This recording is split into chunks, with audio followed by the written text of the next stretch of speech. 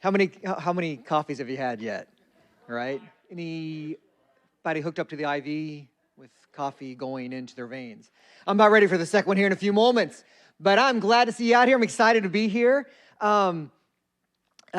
We were told that throughout this day, we're going to be talking a little bit about change. We're in a season of change, things that are going on, adjustments that all of us are making in our lives. And as believers, we look at things so much differently than the world tries to just surround us with and encompass us with. When you look, especially we live in an environment where we have political leadership and media and doing everything they can to try to say, this is all bad news, okay? This is what's happening is bad news. And it's bad news versus good news. And some of us are like, I'm a good news person. So I'm like, I want the bad news first because I want something to look forward to, right?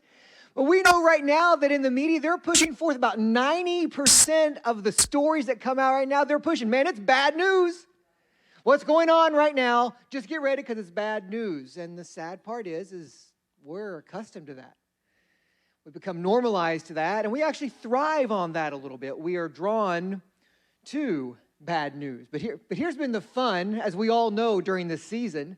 Ministry hasn't slowed down at all. No matter what changes are on you, you just see more and more opportunities, more and more open doors. And if you're like us, you're just praying, okay, God, there's too many open doors. Make sure I'm walking through the right ones behind you because there's so many opportunities. Because we serve a God that in his economy, it's like he loves taking this bad news and showing you how he can make good news out of it, right? I mean, we see throughout the scripture all this, we have this bad news, good news thing.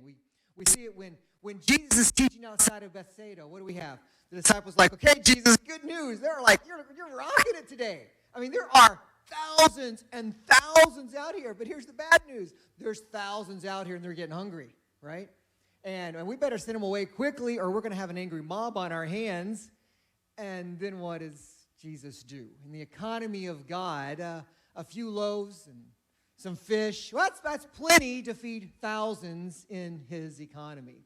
You go back to the Old Testament, same thing. In the book of Judges with Gideon. Good news, Gideon, man. Chosen you. You are going to be a leader. Bad news is there's 130,000 Midianites coming at you right now with your 30,000 men. And then we know the story, what God does with Gideon, right? You have 32,000 against these 130,000? That's way too many. He cuts it down, then he has 10,000. And what does God still say? That's still just too many. And with 300 men. Because in God's economy, 300 versus 130,000, that's perfect. That works out just right. And that's the type of God we serve. And that's what we have seen. So I'm sure you have too. And so when I think about what changes have happened in this year, I'm thinking about some things that have been thrown out in the last 18 months, 2 years in the ministry, that I said, here's what bad news is happening, and I just got to share a few stories about here's how God is turning it around to good news, because that's the economy that our God has. Our first one here, we're going to talk a little bit about what was going on out in the North Kivu district, where we have, we talked about it a little bit last night in the North Kivu district along Kisese. I'm going to throw that next picture up. In this area, this is an area where basically we have there's 115 registered militias working through this area. But what has happened here in the last 6 months is ISIS has now begun pouring tons of money into this area. They call it their African front. And so at first it was kind of devastating because now we had some serious weapons coming into this area. But here's what has happened, though, when you have all these different militias, all the different believers and the hidden churches that are going through different areas trying to survive. You never know every time you cross a creek, which militia's in charge here, who's in charge. One of the blessings we've actually seen is ISIS is actually taking out a whole lot of these smaller militias. And people in the area are recognizing the fact that this is no longer a territorial war with this tribe and this tribe. What's going on here is there is an enemy religion coming in and taking over. And people are becoming more and more aware, what do we need to do? And that is a reason we're seeing right in that area so many enrolling and on waiting lists. We have over 100 on this one score here. We have over 100 on the waiting list just to get in to take Bible classes, because they see what's going on in their areas and they want to learn and they want to share the gospel. So we have some bad news moving in, but God's going to turn it to good news. What about individual lives? Let's go to the next story here. This is Pastor A. Sorry for those who are watching online, not going to be able to see all these pictures, but this is Pastor A, and there he is with his wife. Let me tell you a little about his story. You see, he's very fortunate in most of the areas of the Middle East where we serve, basically, if you are fortunate enough to be born into a registered Christian tribe, then you were born with that type of identity card. Therefore, you have the opportunity to actually be a Christian within your tribe. You will face all the persecution because of it, but at least you are legally in that entity. It is illegal to convert to Christianity, but if you were born within that tribe at your birth, you have that right. Well, Pastor A here, he was actually doing a great job, great ministry, and he fell in love with that beautiful bride next to him, and they got married, and they have a thriving ministry. They had to do a little bit hidden, though, because, this lady he married is from a Muslim tribe. So therefore, it's very illegal. You cannot, a Christian and a Muslim cannot get married. Now, unless he were to convert. Of course, that's legal. So everything was going great, and then good news, bad news hit. She got pregnant. Uh-oh. Because at that point, things have to start getting registered. A little more things have to get legal with the baby, and the whole process happens. So they had some decisions they made because they knew once it came out, they'd have a couple of options here. Either, he could convert, or they would obviously lose the child. She'd be taken back to a different tribe, and he would be in prison. There's so many different options. But through a series of miracles, what did God do? He had a thriving ministry, discipled many, many pastors. Through a series of miracles, God enabled them, via Canada, to land in Detroit, Michigan, where there just happens to be a few Arab speakers, if you know anything about Detroit. I was just there a couple of months ago. Now, he leads a thriving community where they have 250 to 300 Christ followers in Arabic-speaking language in Detroit now. Because it's like the enemy saying, oh, bad news, we're going to get you kicked out now. We got you now. You think this whole baby thing is good. And then what does God do? God plants them right in the middle where he is bringing tens of thousands of Muslims from closed countries right there. Let me show you another story. The next one is the guy in that picture right above him. Oh, Pastor S, this guy actually was pretty high up. He was part of the upper echelon regime in Saddam Hussein's army. And when that regime fell, he, like many others from a strict, devout Muslim background, took off on the run, found himself in a Turkish refugee camp.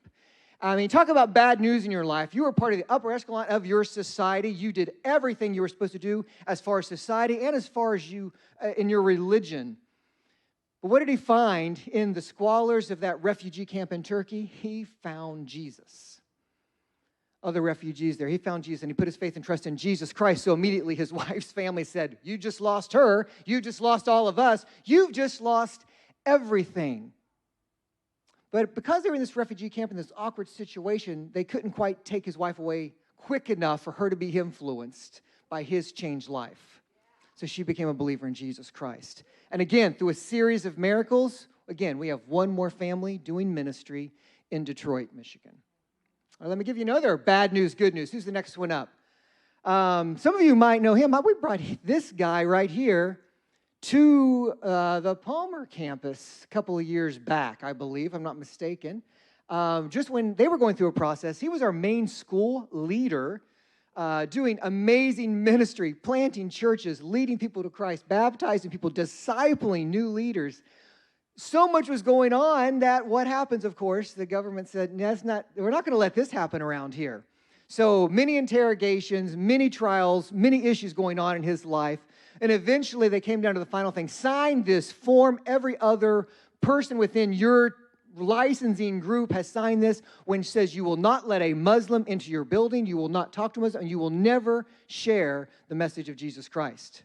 Of course, he refused to, so he and his family were kicked out of their homeland. Once again, bad news. I mean, this was one of, at least in our circles, one of the most effective Arab pastors in this particular country that we were serving in. And now we've lost him. What's he doing now? Well, he started the first Arabic-speaking church in San Antonio, Texas. San Antonio, Texas, I don't know if you know this, but there are more Muslims in the state of Texas than any state in the country. Buckle the Bible Belt. There's over 200 mosques in Houston, 70-some in the Dallas-Fort Worth area. Little San Antonio has over 70,000 Arabic-speaking Muslims. So I'm like, what is going on? Why? This powerful person in the Middle East and you're getting kicked out. Oh. Because you have what? Tens of thousands that are coming from nations that are closed off from the gospel, and God's planting them in our U.S. cities. And even as our travel schedule the last years keeps getting cut off in this country, and this cut off in this country, what are we fighting? We're fighting our friends who used to be serving over there are now being laid in these major U.S. cities. Where, if you don't know it, Arabic is the fastest growing language in America. Currently, it's the third largest religion in America. By 2050, it should be the second largest religion in America. It's supposed to double by the year 2030 from the year 2015. In mass. What's God doing? God's bringing up trained people. And I think, what's going to happen in this location X, where he was over here? If you were here last night, I showed you some pictures, or the morning. I'm not sure when it was. It's just kind of a blur this weekend. But I showed you some pictures of some baptism. I had all their faces covered and everything. Those are all being done by the guys he discipled before he left. So the ministry is just, it's Acts 8, right? Oh, there's persecution. What's going to happen? The church is going to spread. That's just the way God works, right? So many. I'm going to give you one more before I close out. What's this next one? Oh, this is an amazing group of people. These are some of the people I was just talking about. These are all from countries all across the Middle East that for some reason or another had to be forced from their homeland, and now they're reaching in Detroit, Dallas, San Antonio, Austin, Nashville, drawing a blank, a couple of other cities. This year we're bringing in some from LA and San Diego, a heavy Arab population moving into those cities. These are the people that, man, the trials they've got through. I'm not saying it's easy. Bad news is not easy. Let's not be foolish and flippant about things. Bad news is hard. So many of these, they won't see their family. Their kids won't see their grandparents. I mean, they've left their homeland. But the good news is God was preparing them so that they could reach out in someone's heart language who is right here in this country. But also got to go bad news, good news too, what I wrote at the bottom of that. There goes the neighborhood, because let me tell you, this is what I hear all the time. Oh, man, there's another neighborhood. I mean, next week we fly back to Texas. A couple months ago, I was up in, Dearborn, Detroit area with these guys. And, so much, you see English every once in a while, but most signs are in Arabic. We're right after a nice Shiite holiday there in Detroit. That was fun. And let's face it, it's scary sometimes. It's intimidating. We bring especially some from American churches into some of these inner cities here in the U.S., and they're intimidated because they feel like I'm an outsider. But then we gotta wonder. I mean, for the last, how many decades have we as a church invested millions of dollars so that we could send missionaries to these countries? And we've been there. We're friends with, we've been all over that area. So most of those nations have a 0.1 to 0.2% Christian population. Yemen, Iran, Morocco. You go through these places, and yet we spend millions for decades for someone to give their life an amazing service in those places to see a few believers. Then what does God do? On our watch here in the church, God has just dumped almost 2 million Arabic speakers here in the United States. You say, oh man, there goes the neighborhood. No, that's good news for us as a church. We need to reevaluate. That's good news for us as a church. They're here now. We have access to share with them what no political situation will do, what no economic situation will do. We have the opportunity to share with them the good news of Jesus Christ. And we have an opportunity because He's given us an army of people that have been trained within that context. Who used to live down the street from these people, and now He's moving them into their neighborhoods. Oh, we can link arms with them and pray for them and support them and cheer them on. Because I'm convinced we're about to see a revolution. Because we've been seeing it in the Middle East. We've been seeing a mass move of the Holy Spirit in the Middle East. I'm convinced we're on the precipice of it here in this country. It might look different. It might seem like a change. It might seem like bad news and good news. But, the ultimate bad news, good news story, we've got Joseph, right? Favored son, good news. Bad news, sold into slavery.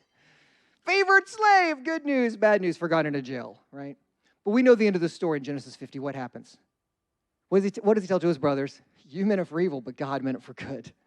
And we know the end of the story. Here's my prayer that we participate in it, that we look at this change, not with final verse in Timothy, not with fear, not with timidity, but what? Power, love, self-discipline, as empowered by the Holy Spirit to embrace change for His glory. All right?